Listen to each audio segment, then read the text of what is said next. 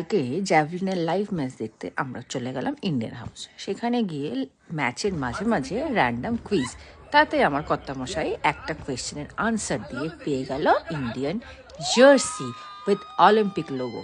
মানে সে শটাং স্টেজে উঠে গেল স্মার্টলি, গিয়ে আনসার দিয়ে এই যে জার্সিটা পেয়ে যাচ্ছে।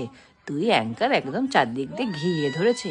ওরে বাবা, নিচে আবার ক্যামেরাম্যান, ভিডিওগ্রাফার, মানে স্টার অফ দ্য শো। আমরা তো অডিয়েন্সে বসে হেভি শাউট করলাম। আর এই যে উনি বলছে নীরজ চোপড়া, আমরা বলছি গোল্ড। এই যে আবার ক্যামেরাম্যান এসে গেছে। দেখো না জার্সিটা কিভাবে বুকের মধ্যে লাগিয়েছে।